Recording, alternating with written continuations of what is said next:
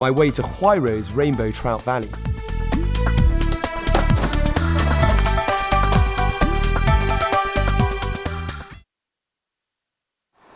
Well, there are definitely advantages to the job of being a travel presenter, and heading out to Beijing's Rainbow Trout Valley to enjoy some delicious fish, sample the vibrant nightlife, and try out some of their many activities is certainly one of them. As a weekend getaway with friends, or simply a chance to romance that special someone in an idyllic location, the valley has it all. You can find rustic courtyards with barbecue pits, mountain villas, countryside hotels, as well as various styles of ranches nestling among green hills and blue waters. Let me warn you though, this place is as popular at weekends as it is calm during the week. So I'm here at Exploring Valley, and the great thing about this place is they have lots of different activities for you to do to keep yourself entertained during the day. And we have rock climbing, horse riding, archery, paintballing, amongst other things. And I've decided to do some rock climbing to work up a little bit of a hunger before dinner. Plus, I get to wear these cool mountain rock climbing nappies. I don't think that's the technical term, by the way, but they're pretty cool anyway. So I'm going to go up the easy slope first, and then hopefully try the other one later.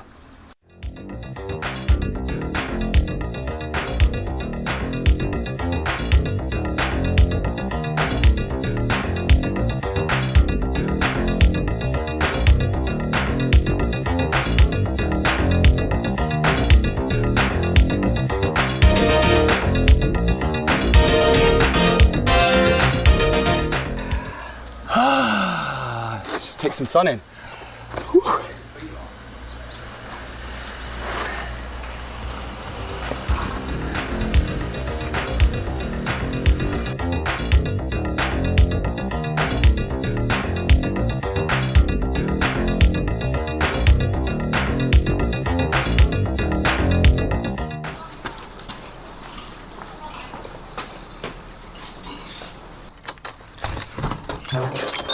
Ooh. Let's go and check out the place. Come on. Nice. Get myself a free Coke. Let's have a look.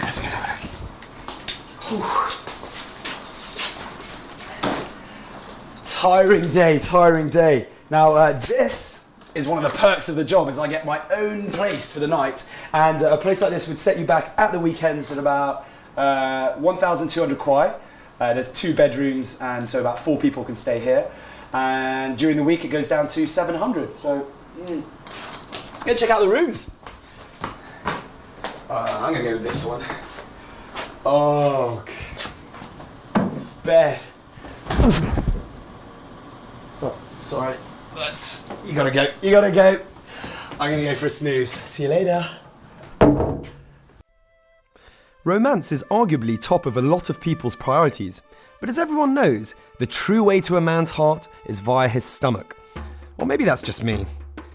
Anyway, the real stars of this place are the trout. Don't worry if you haven't brought your fishing gear, you can still handpick your fish at all the restaurants.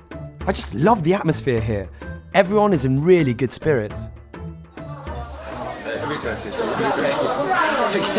This is the bit that I've been waiting for all day. I love the rock climbing, a bit tiring, but now we have a chance to unwind, relax. I'm in Huairou, in an area called the Trout Valley, an area that never sleeps. It's a party town, and everyone comes here to have some food, have a lot of drinks, and just have a good time. I'm here. I'm joined by a few friends, and is this your first time here? Or? No, I've come here many times. Really? Yeah. Why? This is such a beautiful place. What would you guys recommend in terms of food? Because I don't really know what to eat, so... Fried egg is always the favorite choice. Much leg. Fish. What's your favorite? Oh, it's got to be beer, hasn't it? Oh, cheers.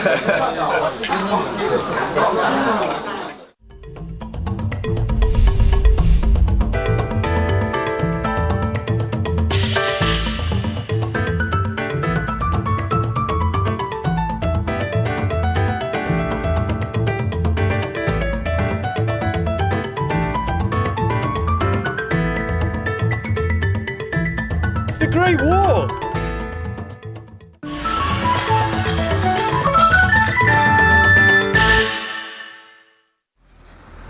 With your belly full, your head a little light from the dozens of beers, and safe in the knowledge that Rainbow Trout Valley has enhanced your reputation as a modern-day Romeo, you have to head to the Great Wall. Much like taking in the Ming tombs after Chuandixia, you do need to mix up the hidden treasures with the more famous sites. And this one you don't, and quite literally won't be able to miss. It's my favourite in and around Beijing, and it really is China's mandatory must-see site. With a history of over 2,000 years, in its heyday it was guarded by more than 1 million men. It's been estimated that somewhere in the region of 2 to 3 million people died as part of the project of building the wall. The closest section of the Great Wall to Rainbow Trout Valley is Mutianyu, situated roughly 70 kilometers northeast of Beijing. It's one of the best preserved parts of the Great Wall, and one that I find is the most friendly for all ages. By this, I mean that there is a cable car to take you up and down if you're feeling a tad unfit, as well as a toboggan down to keep the younger generations happy. You can of course bypass any of these and make your own way up and down on foot if you're feeling slightly more adventurous. It's pretty tiring just walking up here. Make sure you bring lots of water with you.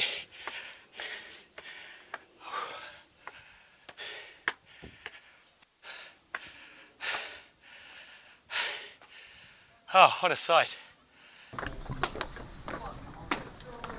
I really like the Great Wall. Yeah? How great is the Great Wall, would you say? The Great Wall. Is it great? Is it great? It's very great. It's a very great wall. Well, the greatest part so far has definitely been the cable car, though, for these guys. So Yeah, the cable car coming up the Great Wall was exciting. yeah. So yeah, how do you feel about coming to the Great Wall? I feel very good. It's enough some fresh air. It's different from Cambodia, and visiting the wall, which is a child dream. Childhood dream. Accomplishing today. Yeah? It's nice.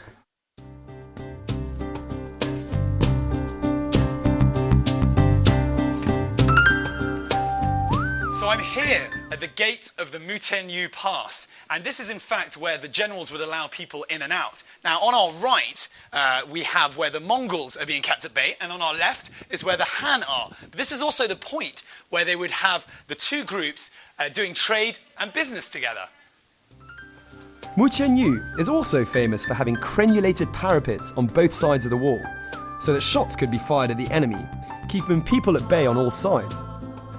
There are two different gradients of the wall, depending on which part you decide to take on. If you enjoy a good sweat, take the right side out of the cable car, and you can work those calf muscles up the steeper part of Mutianyu. For a more relaxed climb, head left. You'll still be able to sleep soundly that night, but without so much need to shower when you get home. To get there, take number 916 or number 936 bus at Dongzhimen Gate, get off at Huairou Longshan Hotel, and take a minibus to the wall. So I'm here at the Da Jiao Lo, which literally means big corner building. It would have meant the end of one of the army zones, but it also happens to be the end of the repaired section of Mutianyu at the Great Wall. Now, as a tourist, I'm not allowed to go past into the unrepaired section, but I'll just hang in the doorway and have a look.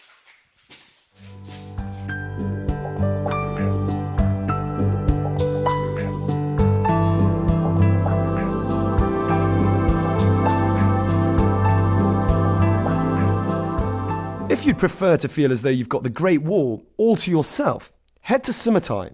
It's situated 120 kilometers northeast of Beijing. Hanging precariously onto Yanshan Mountain, it is known for its steepness, ingenuity, and uniqueness. It really is a totally different experience to Mutianyu, more serene, but also much harder work.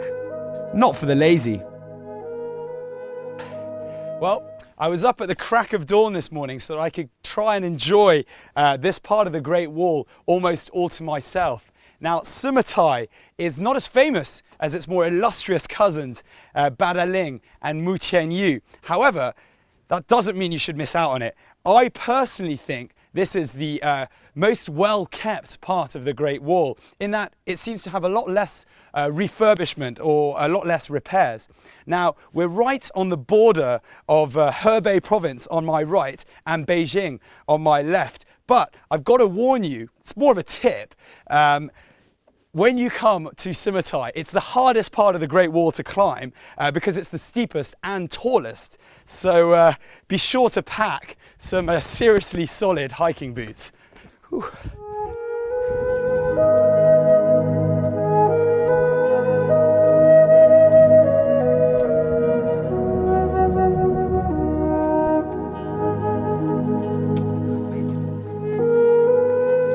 There are many parts of China's Great Wall, each one completely different from another, and with different things to see and do. Having had a chance to visit a few, I can safely say that each is an attraction in itself. Whether you come in winter or summer, there is a different feeling at each section. I pride myself on being a good sleeper and needing lots of it, but visiting a place such as Simatai, the earlier you get up, the better. Strolling along this part of the Great Wall before the rest of the world is awake was truly an incredible experience for me. Surrounded by early morning mist, with only your thoughts as company, you feel so much closer to nature and are overpowered by the magnificence of this wonderful structure. I can only imagine what it would be like during the winter snow. Despite being a fair distance from Beijing, I thoroughly recommend sleeping over at Simatai so you can enjoy the sunrise and sunset here.